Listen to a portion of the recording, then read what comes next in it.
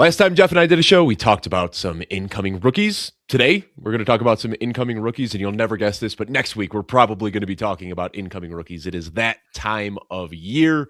Jeff, we last time we recorded, we left out Jeremiah Love and Makai Lemon and some of these big name guys because they hadn't officially declared for the draft yet. Well, they declared now, and we're going to talk about some of those guys, as well as some other guys that you should know going into the 2026 draft. Jeff, we're going to start off with Jeremiah Love here.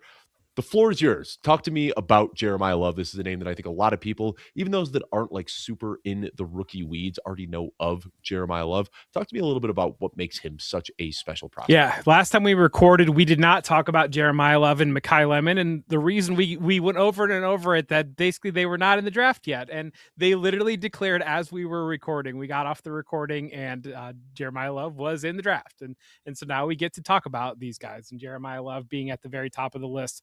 I mean, the biggest thing that stands out with him is the explosion. Very extremely explosive player, and that is what NFL teams are searching for.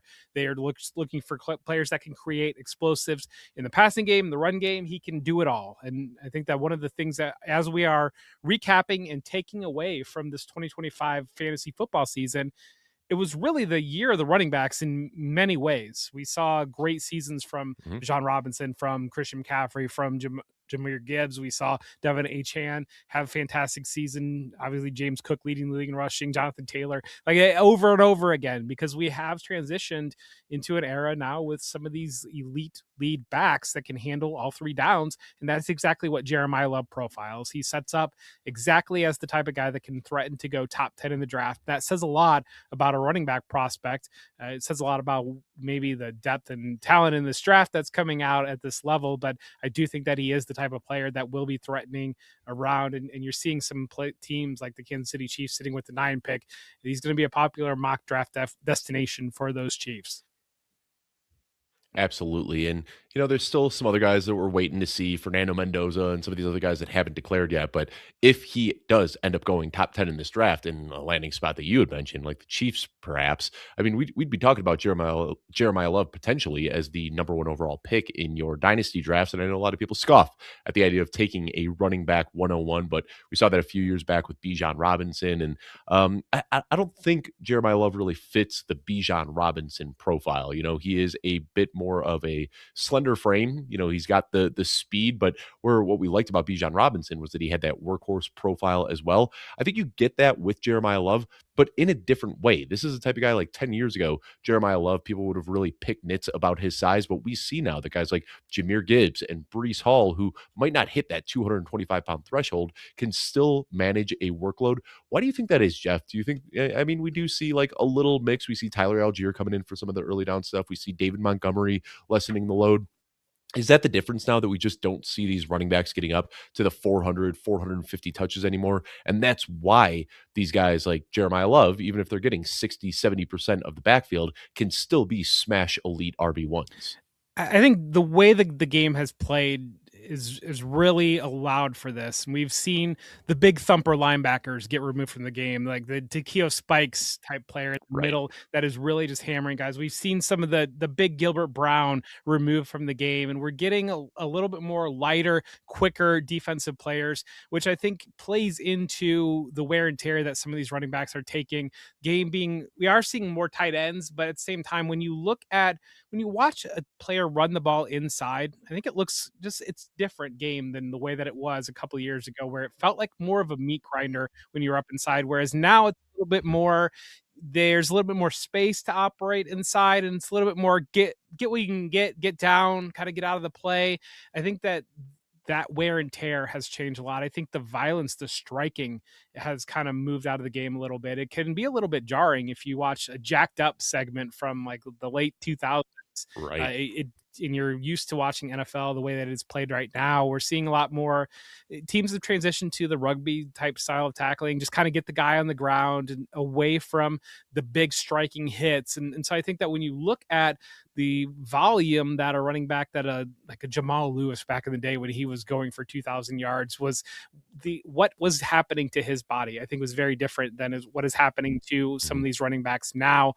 I think we're seeing more kind of moving away a little bit from the RPO, I think, but we do see that some with the quarterback siphoning off a little bit of the run game. We're seeing wide receivers that get involved. So they're spacing out, and I think that it's just a little bit more cognizant about how running backs being used. How can you maintain a guy, still treat him with that bell cow usage, but also kind of preserve him when given opportunities. I think teams are smarter now about preserving those players, and that allows for the opportunity of a guy like Jeremiah Love. I don't have any concerns at all about him being a 3-down running back and a guy that can handle 20 touches per game, and that's probably part of the other part of it. We're not seeing the 30 plus rush games. We're kind of more landing in like the low Right. 20s, and I think that all plays into why we can see a player like Jeremiah Love that doesn't have that 228-pound frame, can be a guy that can approach 300, 350 plus carries.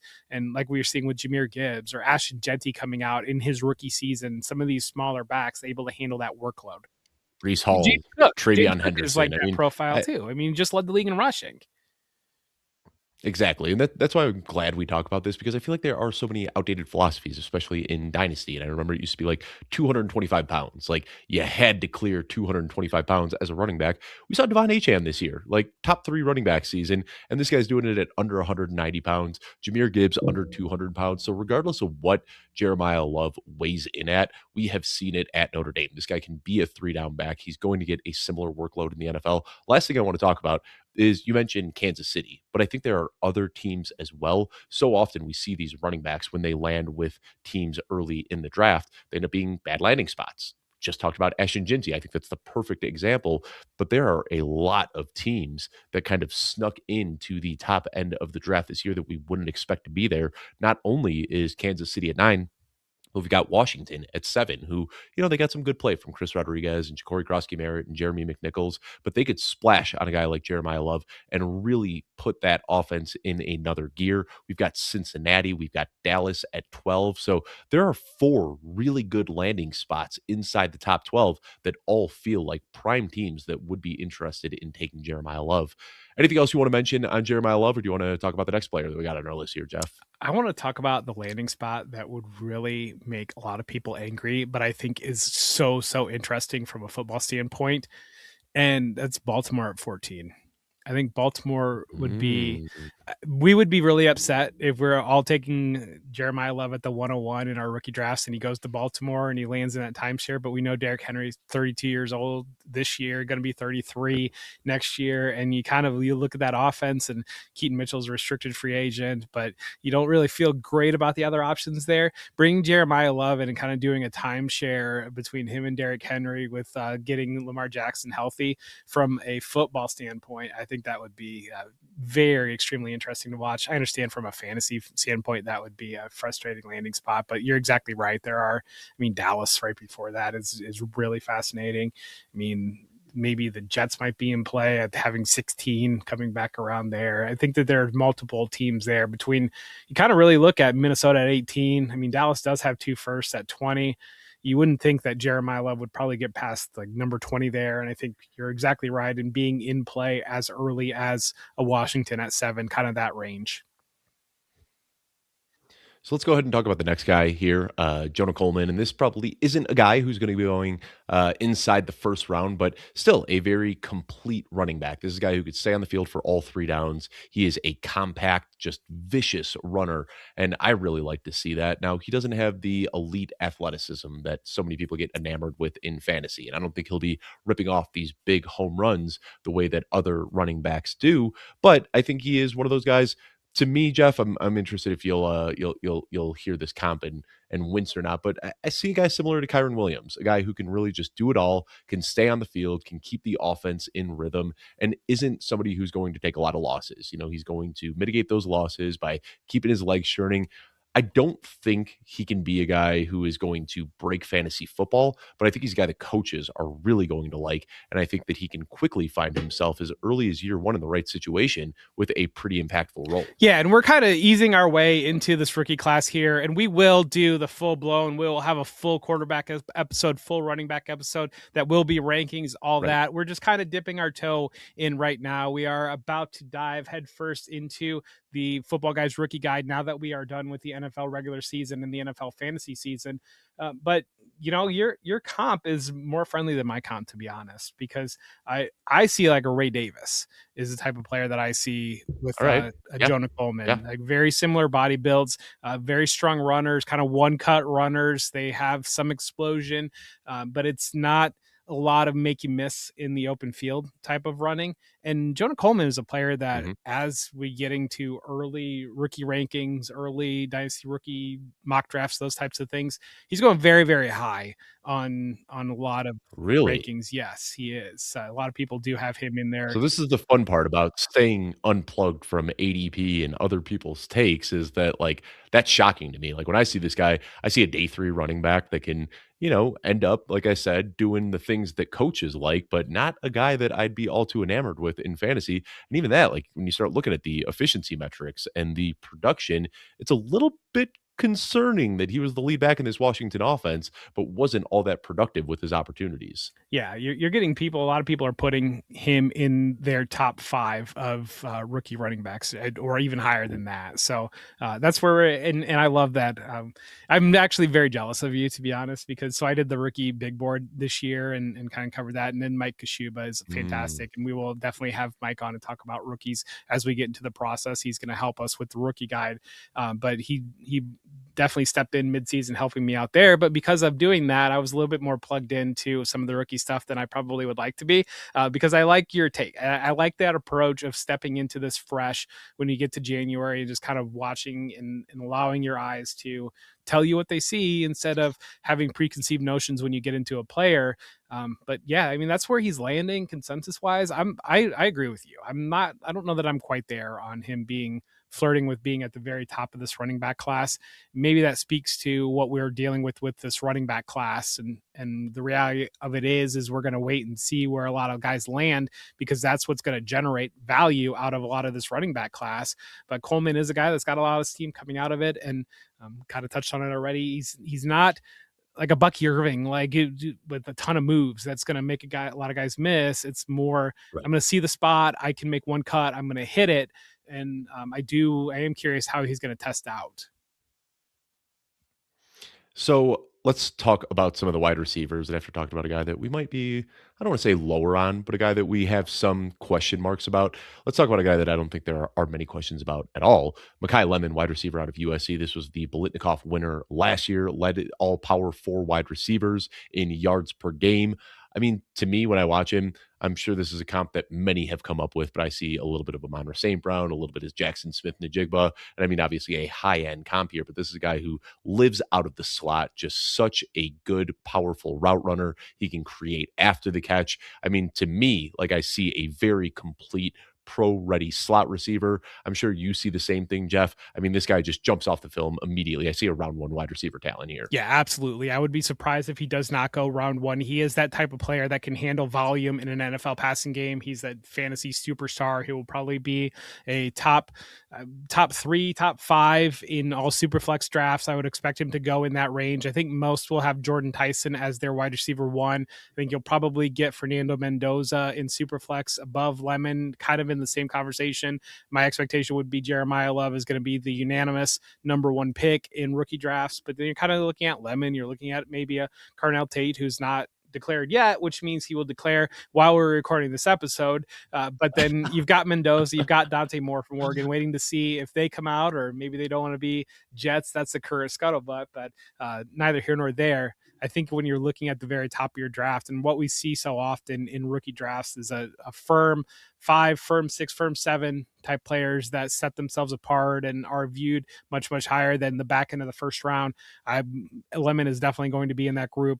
Again, the type of, you hit it, the type of slot player that can handle volume in a passing attack that we build our fantasy, our dynasty teams around.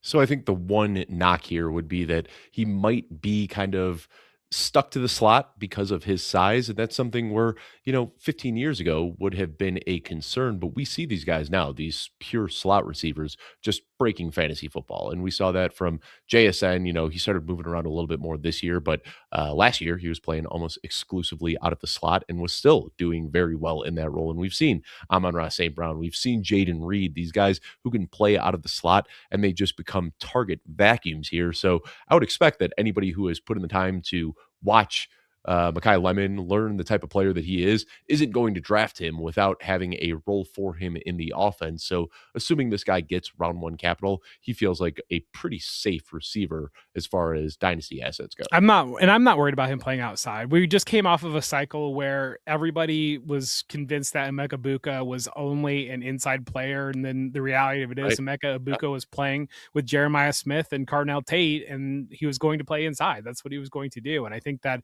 we know that we've talked on our previous episode about Jacoby Lane outside at USC, and so he wasn't going to be the slot receiver.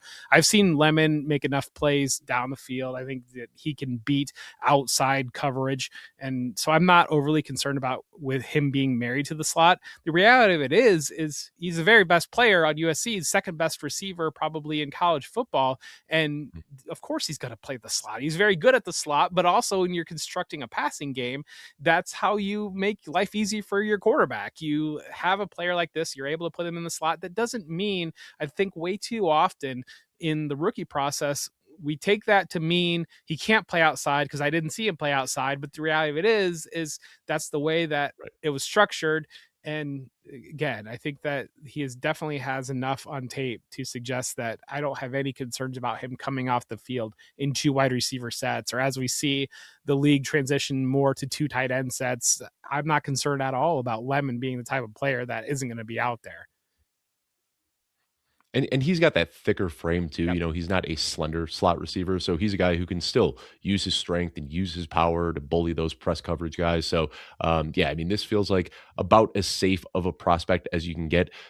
Peek behind the curtain for anybody watching the show, wondering how we come up with these names. Jeff, you are the one that puts together all of the names in our player pool. So, what I will do is ask you, hey, kind of give me a list, give me 5 players, 6 players, 7 players, whatever it is that I should talk about. And so far, like the 3 guys, Jeremiah Love, Jordan Tyson, and Makai Lemon, who we just talked about, are the guys that have just jumped out to me as just, sublime prospects, guys who are going to get it figured out in the NFL. So I don't think we need to spend too much time there. Obviously, interested to see where he can land. Let's talk about another slot player. And this was another guy that you texted me a list of players, and I was going through all of them, and I texted you and I said, KC Concepcion is a guy that I really, really like. And this is another guy who relegated to the slot mostly at Texas A&M, but just such a sharp and precise route runner. Like, to me, he's one of those guys that I said this a lot about Jalen Noel last year, but runs routes like he is a veteran in the NFL already. Like, there is no sort of stuttering feet or anything like that. Like, he just gets in and out of his breaks so quickly and so smoothly.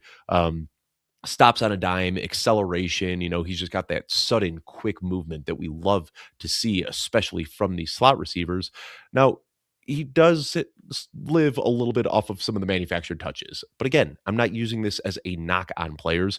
We said the same thing about Jaden Reed and Josh Downs and Luther Burden, and they all developed into good NFL players. I really like this guy. I mean, we see the downfield stuff, of course, but when he gets the ball in his hand, he looks like a running back after the catch. Jeff, you know the type of players that I like, and I don't know if you purposely added Casey Concepcion to this list, but as soon as I watched him, just after a few plays, I was smitten, and then the more I watched, the more I liked. Yeah, I told you that offline. I'd like to give you some breadcrumbs a little bit. Like, sprinkle some guys in here. We Katron Allen, you liked him, and I figured Concepcion would I scratch did. that itch a little bit. So Zay Flowers is the guy that he reminds me of. I think that I see a first round wide receiver. Oh, I yeah. think towards the end of the first round, Zay Flowers type of a player that we've seen Zay Flowers come in, the ability to make plays downfield, the ability to contribute in manufactured touches. He's more the 1B. He's not exactly built in the mold of being that wide receiver one type of a mindset type of a player, but definitely have seen him make plays downfield. Again, that Zay Flowers type of a mold is where I landed when I've watched him throughout this fall. And so I think that that is a major need and the ability to contribute. And one of the benefits of if you're an end of the first round player, you're usually landing on pretty good Mhm. offenses. And there's some pretty good offenses down there at the end of the first round that could definitely use a wide receiver. And so that's where I see Concepcion coming in.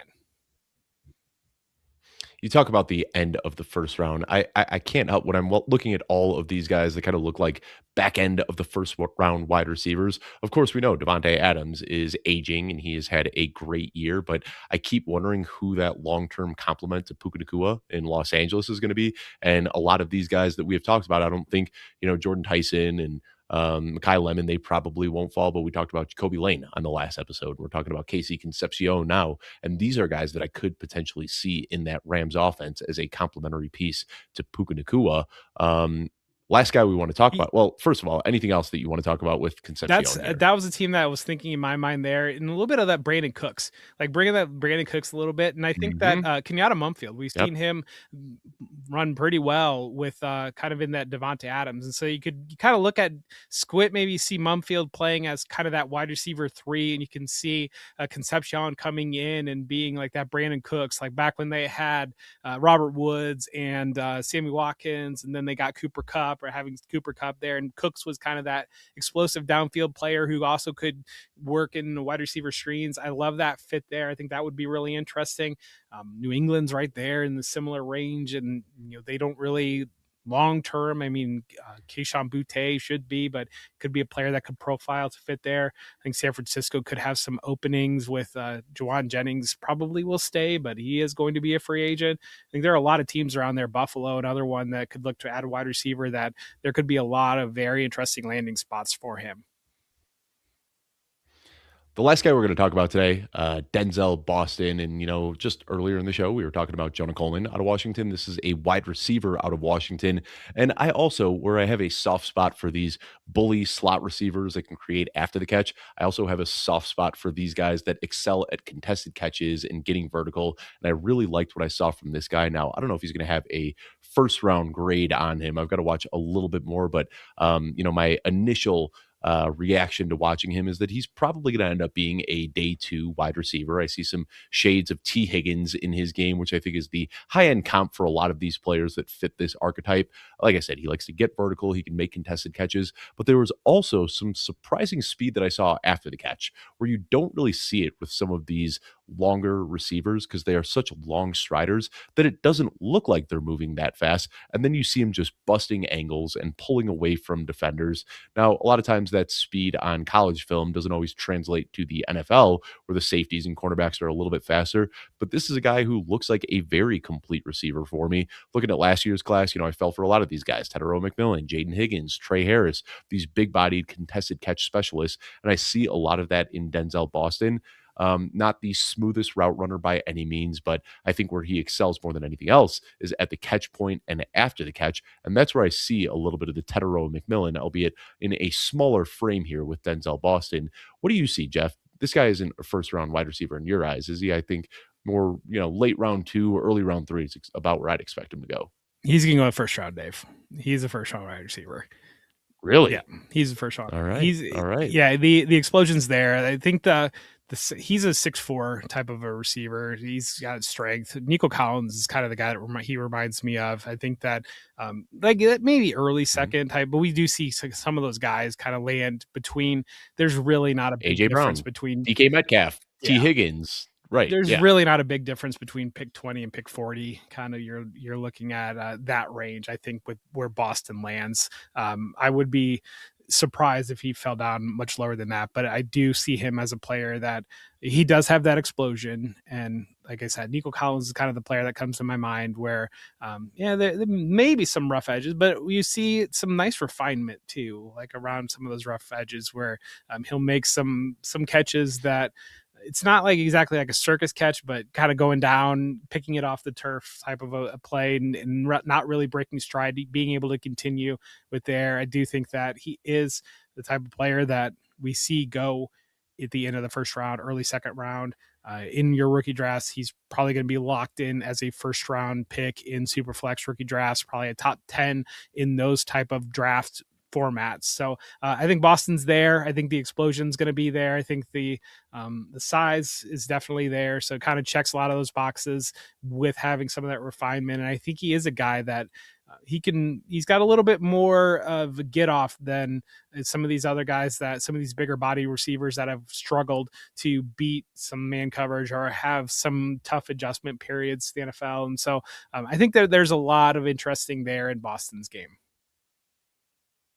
Yeah, and I think something else that jumped out to me was when I was watching him, there was one play that he made after the catch where it looked like he was going to get bottled up multiple times, but he was able to just kind of effortlessly bend. He almost looked like a small punt returner running through a sea of crowded people and just able to keep his top end speed while still making these slight bends to his movement where he wasn't breaking stride, he wasn't slowing down whatsoever. So I do see that polished athleticism that I really like in these guys. And it was funny, Jeff, while you were talking, I said I didn't see a round one wide receiver here. Maybe I need to dig a little bit deeper, but I really quickly Googled Denzel Boston draft prediction. And right now, his number one landing spot in early mock drafts is pick 31 with the Los Angeles Rams, where we were just talking about them looking for that long term complementary receiver opposite Puka Nakua.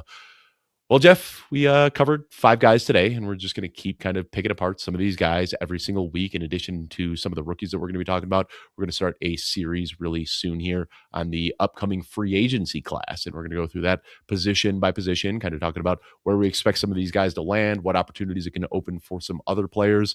We had taken a little bit of time off towards the end of the season and through the holidays. But now with the season over, we are turning our sights to 2026, free agency, rookies, drafts. We've got the Senior Bowl, the Combine, so many fun things coming up here over these next couple of months. And we'll be ramping back up to 2 episodes per week. On top of all that, Jeff, I get to see you in just a couple of days. We're going to be doing our football guys retreat in Vegas. Always a good time when we just get together in real life and, turn these fun podcast relationships into real life friendships. But any final words here on some of the players that we have talked about today before we sign off? No, I think this is good. It's good to get back in the swing a little bit. I mentioned I had done a serious spot last night with Bob Harris. He reached out and was thrilled to do that. But like, I definitely felt the rust. Definitely felt the holiday rust, and we did kind of unplug a little bit at the end of the season. We hope that all of our loyal listeners were able to bring home the championships in their leagues, and definitely we appreciate them riding along with us throughout the 2025 season. We're tired, but at the same time, we get to reset a little bit. And I think that getting through here is starting to talk about some of these rookies. I've built this list out of what players that we're going to dive into the rookie guide, and we're really going to hit that hard over the next couple of weeks. And you mentioned that the Vegas retreat, and that's really turned into just a really good time to reset, return the clock, and kind of move. Like it's I joke that I'm the only person that goes to Vegas for the quiet, but here with 3 girls, and you might have heard them throughout the podcast, it's definitely quiet when I get to go to Vegas and some of the take a walk and things like that. So I'm looking forward to getting away for a little bit. Yeah, this will be my fifth Vegas retreat. I've done this, been with football guys for quite some time now. The first time that I will have to watch the Chicago Bears play wild card weekend in a playoff game against the Green Bay Packers. So I don't know what to do, Jeff. There's a good chance I lock myself in my hotel room so my coworkers don't see me crashing out if the Bears end up losing that game. But yeah, you talk about the rust. We are shaking the rust off. We are getting back in the swing of things. We'll be doing this now through the NFL draft, through free agency, all that fun stuff. I want to thank y'all so much for taking the time to tune in today, and we will see you soon.